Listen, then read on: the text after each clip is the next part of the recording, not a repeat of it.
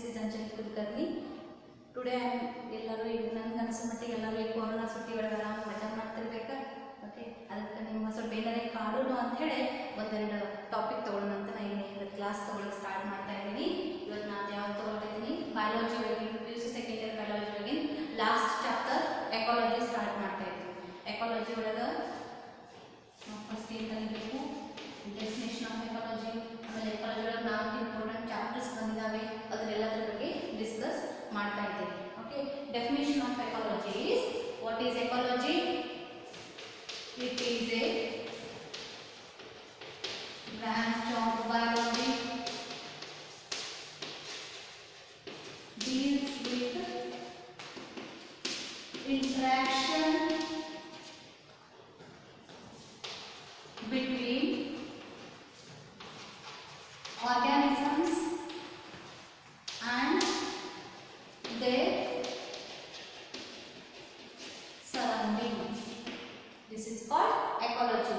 The term ecology was given by Ernst Haeckel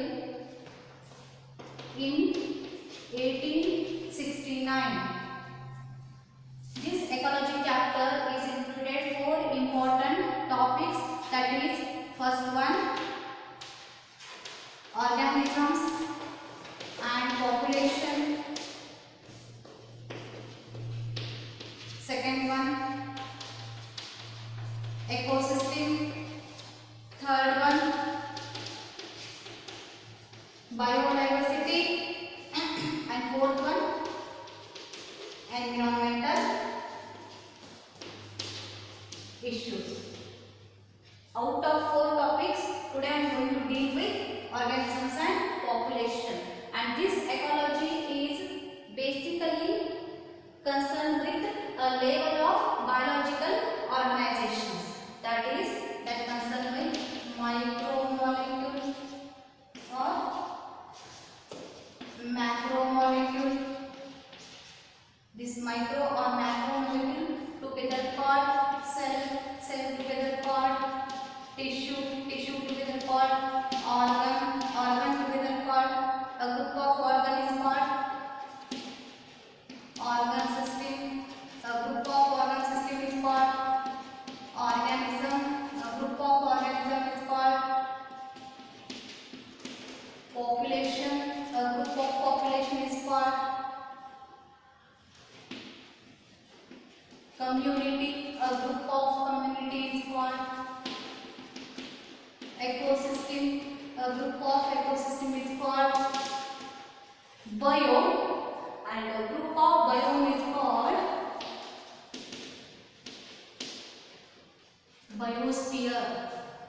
Like this, ecology is categorized in concern with different biological organizations, that is, from micromolecule or macromolecule. From this up to this, this is called low level of organization. And from organism up to the biosphere is called high level of organism.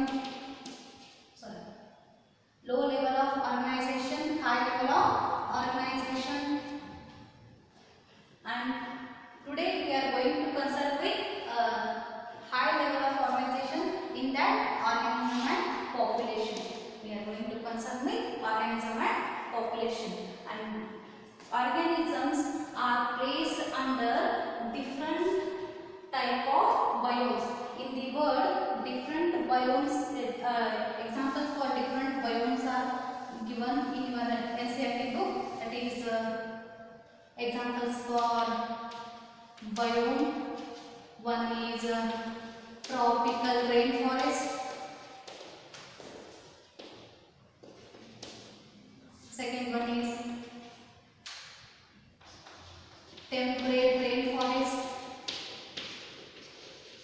Third one is grassland ecosystem. Fourth one is desert. Like this, different examples of biomes are given in the world. And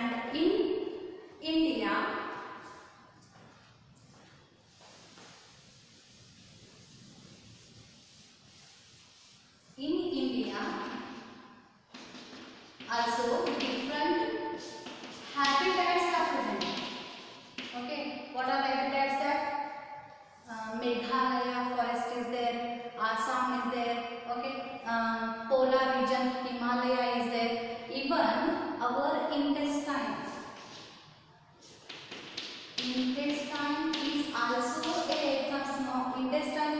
example for habitat.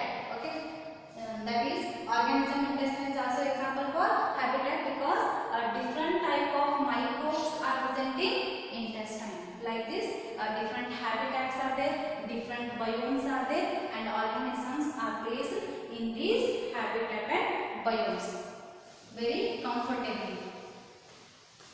These organisms are going to interact with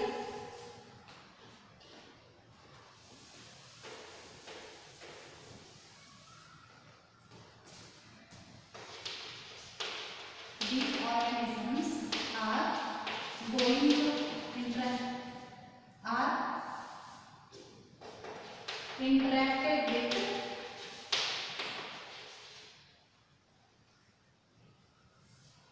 abiotic factors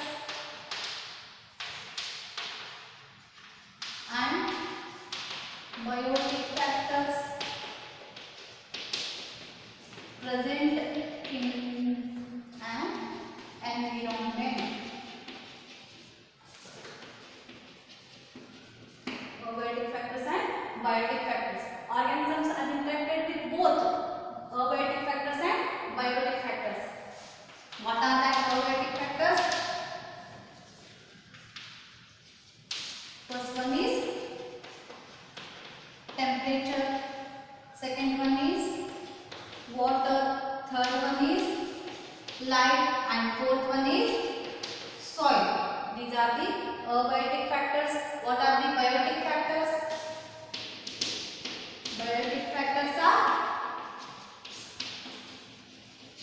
predators, parasites, pathogens, and competition. These are the biotic factors.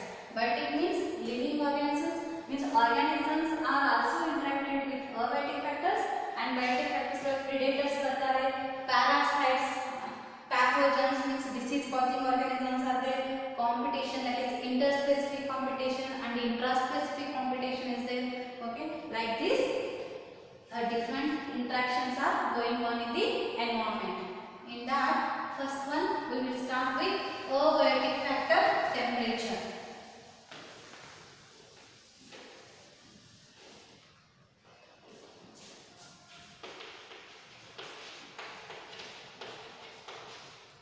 Temperature. And temperature plays a very important role in the living organism. They almost all metabolic activities depends on temperature. Optimum temperature is important for enzymatic activity. Okay, and depends on the range of temperature. Okay, how much temperature is there? That is, temperature is very strong, 0 degrees Celsius up to 50 degrees Celsius. 0 degrees Celsius is present in polar regions and 50 degrees Celsius is present in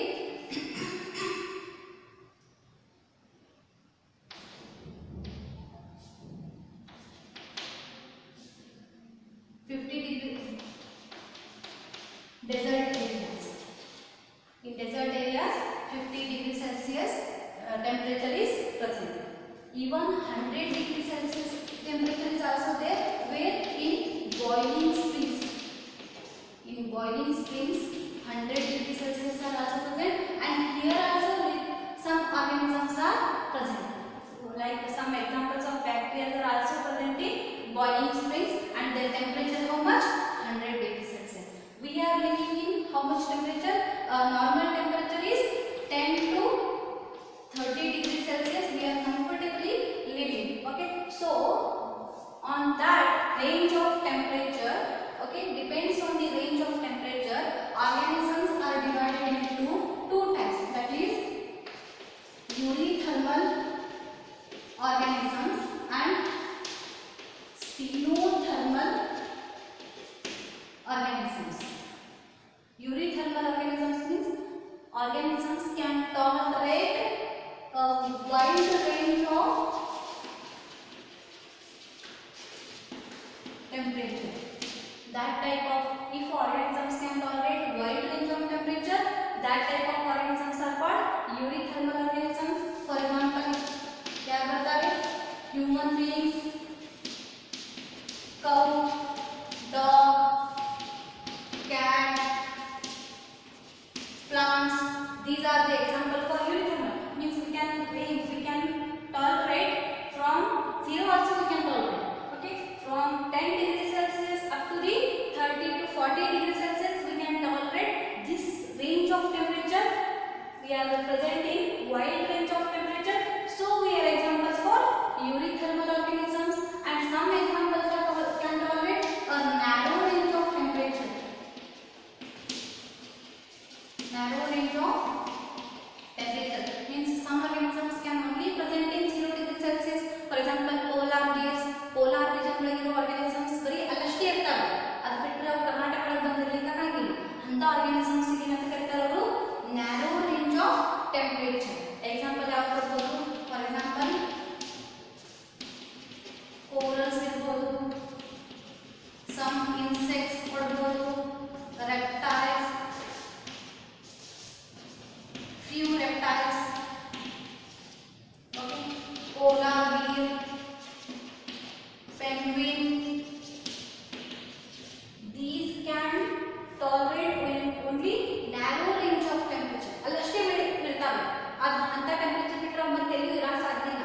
ಅಂತ organisms ಏನಂತ ಕರೀಬಹುದು? ಸ್ಟೀನೋಥರ್ಮಲ್ organisms ಅಂತ ಹೇಳ್ಬೋದು. Okay, so temperature place a very important role in living organisms. Second one, abiotic factor, that is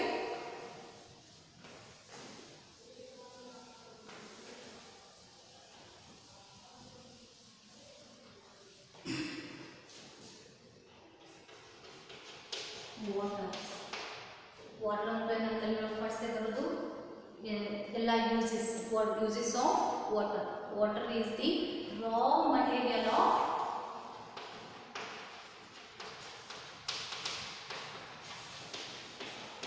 photosynthesis. Water illande, if there is no water, there is no photosynthesis. Raw material means kacha vastu anta ಹೇಳ್ತಾರೆ. ಅಂದ್ರೆ water is very important in photosynthesis. When light falls on the leaf, then this water is going to split and oxygen is evolved as a byproduct, and we are going to inhale this oxygen as a gas. Okay, so water is very important for photosynthesis. Next one, water is very important for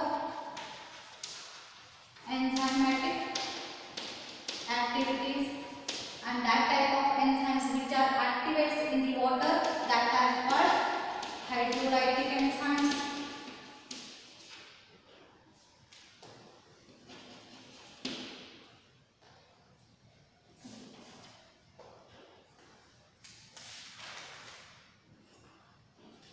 Our blood contains water.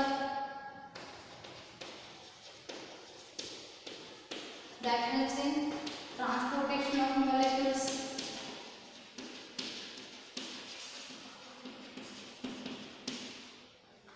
Cytoplasm contains water.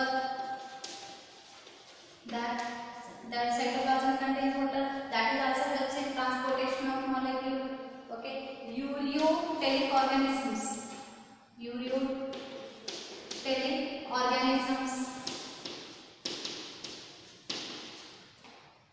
can excrete urine by using water. Okay, ureotelic organisms means which can excrete urine as a nitrogenous waste. That type of organisms are called ureotelic organisms, and these ureotelic organisms can excrete urine by the help of water only. Okay, in this way water is very important for living organisms, and in the water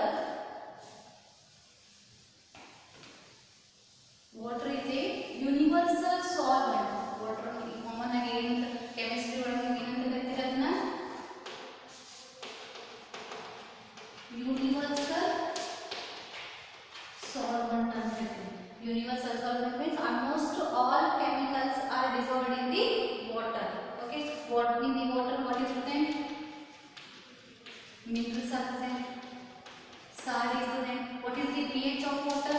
pH of water is 6.5 to 7.5. Means normally this is neutral in nature. Water the pH ಎಷ್ಟಿರ್ತದ? That ranges from 6.5 to 7.5. And not what is also present in soil, that helps in growth of plant. And salt is present. Salt is also present in the water. Based on the presence of salt, concentration of salt in the water, that water is called salinity. That water is called salinity.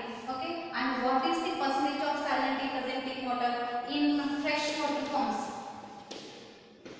Fresh water, or that is also called inland water. In inland water, how much salinity percentage is there? That is ranges from 1 to 5% of salinity is there. In marine water, what is the percentage of salinity? That is 30 to 35% of salinity is there. In water lagoons, water lagoons means these lagoons are separated by ocean by the rock. Okay, nadu ಒಂದು rock ಇದು ಬಿಡ್ತದೆ, ಅದು ocean ಇಂದ ಅಷ್ಟೇ water separate ಆಗಿಬಿಡ್ತದೆ. ಅಷ್ಟೇ water body, it forms a small water body by separated by ocean, and that place is called lagoon, and that lagoon is sometimes having 100% of salinity. Okay, and depends on the concentration of salt, here organisms are present. Okay, some are only living in fresh water, some are only living in marine water, and some more fishes are, or some more organisms are there which are migrate from fresh water to marine water to fresh water for the purpose of reproduction. Okay, that type of fishes are called migratory fishes. ಏನಂತ ಕರೀಬಹುದು ಇವಕ್ಕೆ? Migratory fishes. Migratory fishes, these are present in estuarine place. Estuarine place means where that river and sea is going to join. So river ಮತ್ತು ನದಿ ಮತ್ತು ಸಮುದ್ರ ಕೂಡಿದ ಕೂಡಲೇ ಆ place ಗೆ ಏನಂತ ಕರೀತಾರೆ? That place is called estuarine place. Estuarine place, and estuarine place migratory fishes are present. ಅವು ಕೆಲವೊಂದು ಫ್ರೆಶ್ ವಾಟರ್ ಇಂದ ಮರೈನ್ ವಾಟರ್ ಹೋಗ್ತವೆ, ಮರೈನ್ ವಾಟರ್ ಇಂದ ಫ್ರೆಶ್ ವಾಟರ್ ಹೋಗ್ತವೆ. But they can not live longer in that water. ಅಂದ್ರೆ fresh water ಬಹಳ ತನಕ marine ದಾಗ ಇರಬೇಕಾಗಿಲ್ಲ, ಮರೈನ್ ವಾಟರ್ ಬಹಳ ತನಕ ಫ್ರೆಶ್ ವಾಟರ್ ಒಳಗೆ ಇರಬೇಕಾಗಿಲ್ಲ. And that because of ಯಾವ problem? Osmotic concentration, osmotic problem. Okay, osmotic problem ಇರೋದ್ರಿಂದ ಅವು ಎದುರಾಗಿರಕ್ಕಾಗಲ್ಲ ಬಹಳ ತನಕ. Fresh water organisms cannot live longer in marine water, and marine water organisms cannot live longer in fresh water. What is the problem of that? That is osmotic problem. Okay, and even in aquatic organisms they can also face water problem. ನಿಮಗೆ ಅನಿಸ್ತಿರಬೇಕು ಅವಕ್ಕೆ water scarcity ಬರಂಗಿಲ್ಲ ಅಂತ ಹೇಳಿ, ಅವೇನು ಆರಾಮ್ ಇರಬಹುದು ಅಂತ ಹೇಳಿ. But they can also face water problem. How? That is that they are depends on quality of water. अब इधर में depend करता है quality of water में. Quality of water means the characteristics of water. pH ಸರಿಯಾಗಿರಬೇಕು, okay, ಅದು salinity ಸರಿಯಾಗಿರಬೇಕು. These all characters, if they are good, chemical composition is good in the water, that type of water is called quality of water, and these organisms can live longer in this quality of water. And this is a water. Okay, and depends on the salinity. Here organisms are divided into two types. That is first one, urea-haline organisms, and second one, steno-haline organisms.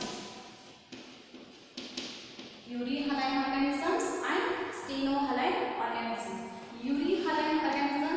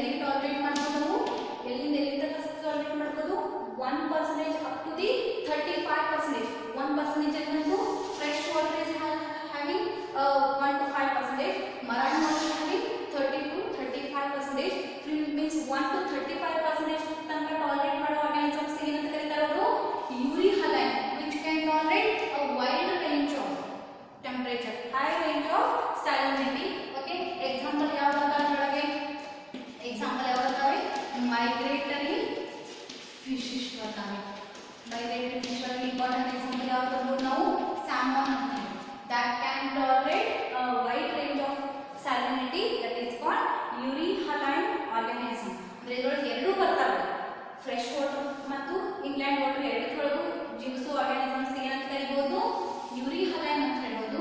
What is stenohaline? Which can tolerate only narrow range of salinity. ಯಾವ organisms ಬರೋದು?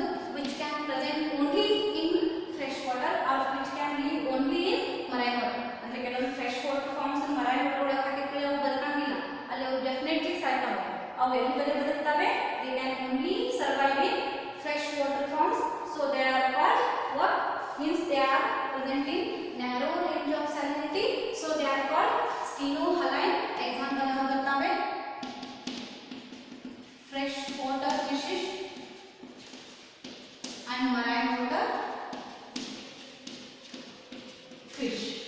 These are the example for stenohaline organisms. And this completes what? Water. And third one, let's start with the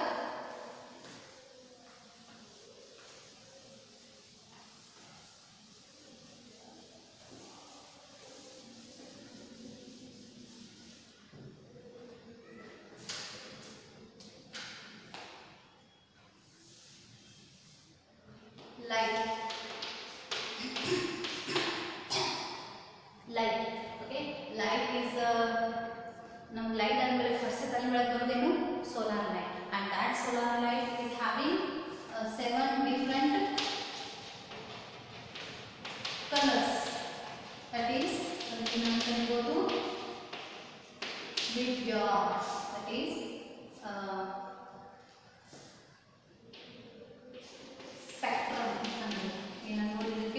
That is having different 7 colors and with different wavelengths. How they are divided? With the different wavelengths. Okay, so they are called spectrum. And this light is also raw material for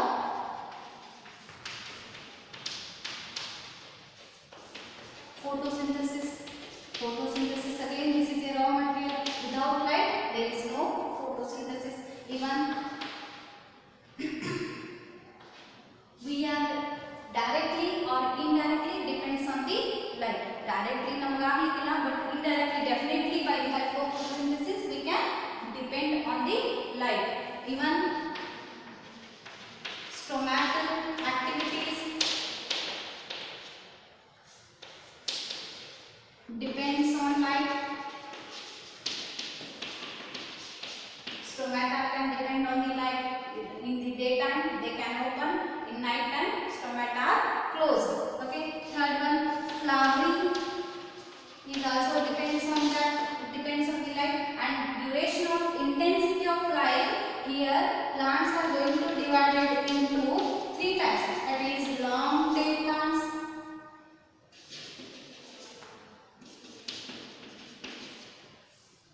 short day plants and day neutral plants. Short day plants, long day plants, day neutral plants. And duration of intensity of light is called photoperiodism. What is photoperiodism?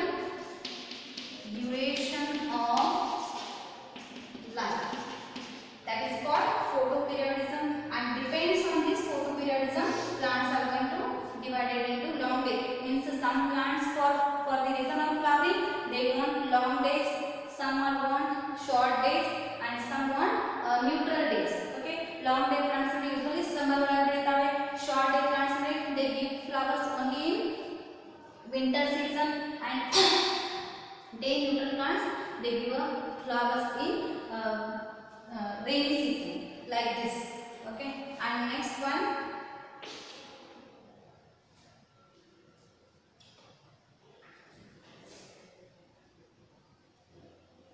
this is all light.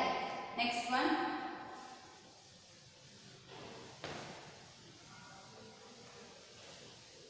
in the deepest ocean, also light is going to penetrate, but all not 7 colors are going to penetrate. Some are going out of this big coil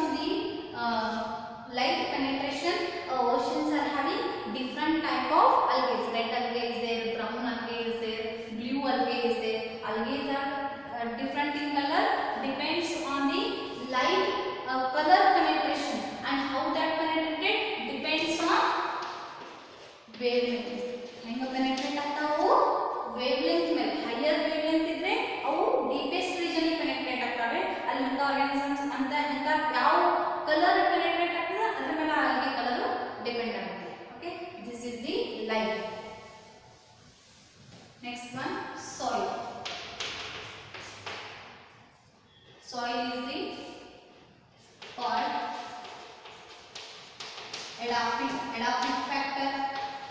Why it is called edaphic factor? Because it contains minerals, air, water, pH. These all characteristics are present in the soil, and these are called edaphic factors. These are called edaphic factors, and the study of soil is called edaphology. And this soil is how it is going to form? The process of formation of soil is called pedogenesis. How it is going to form? By the help of pedogenesis. What is pedo? Pedo refers to weathering of rock. Pedo refers to weathering of rock. By weathering of rock, soil is going to form. How this rock is going to weather? Weather means ದೊಡ್ಡ ಕಲ್ಲು cut ಹಾಕೋಂತ ಹೋಗ್ತದೆ, ಸಣ್ಣಗೆ ಪುಡಿ ಹಾಕೊಂಡು ಹೋಗ್ತದೆ. How it is going to weather? By the help of some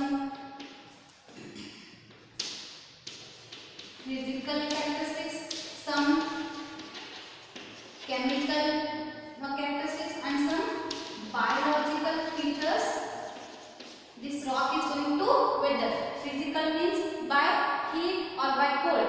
Rock is going to weather. That is a physical. Chemical means by the use of acid rain.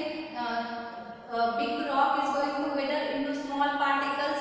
By biological means some algae, some lichens are grow on that rock, and by the help of that lichens, that rock is going to cut into small pieces, and that forms what? Soil. In this way, weathering of rock takes place, and that is called pedogenesis. And that soil is having biotic factors also. Which are the biotic factors which are present in the soil? There are biotic factors are bacteria are present in the soil. Fungi are present in soil. Worms are present in soil. Okay, which give me example for bacteria. That is Rhizobium is present in soil. That is the bacteria which helps in nitrogen fixation, which helps in to increase the soil fertility. Adadike example kodabodu, biotic factor example kodabodu. Okay, bacteria valla. Fungi example yavu kodabodu? That is mushroom kodabodu. Mushroom is also present in the soil. Okay, that is also a biotic factor. Even worms yavu kodabodu? Earthworm. Means soil is a home for most of the microbes. ಇದಕ್ಕೆ host ಇದೆ, ಅದು soil is the host for most of the microbes. ಅದರಿಂದ ಯಾವ microbes ಬರ್ತವೆ? Bacteria, fungi ಬರ್ಬೋದು, worms ಬರ್ಬೋದು. I am explained about one character. Okay, Rhizobium, mushroom, earthworm. Okay, and what are the abiotic factors which are present in soil? Abiotic factors ಯಾವ್ಯಾವ ಬರ್ತವೆ?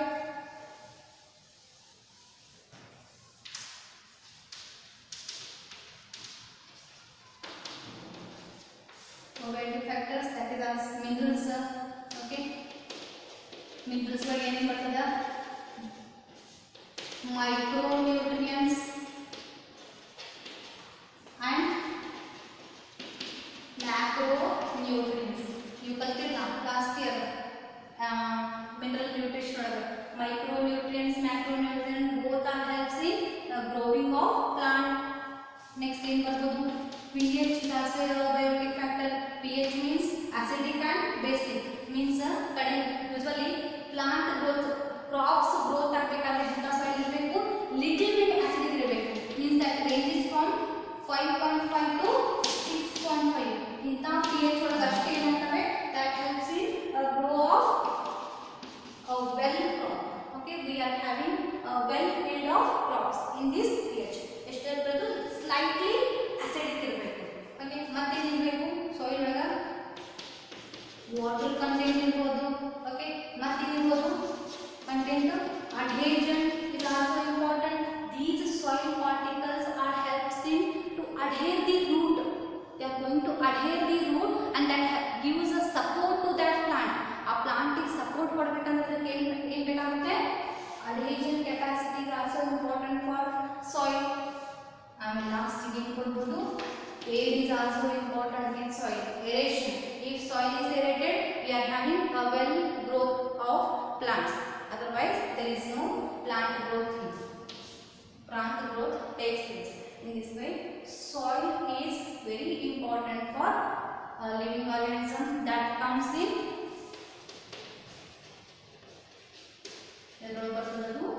Lithosphere. Water comes in hydrosphere.